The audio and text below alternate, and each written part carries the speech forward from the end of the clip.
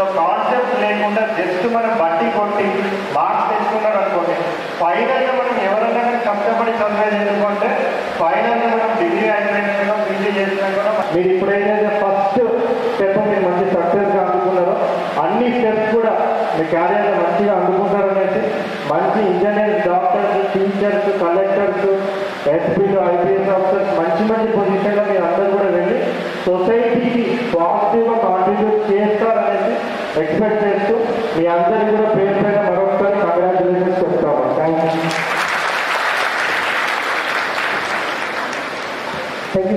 ఇచ్చేసినటువంటి హెడ్ మాస్టర్లు, ప్రిన్సిపాల్స్, తల్లిదండ్రులు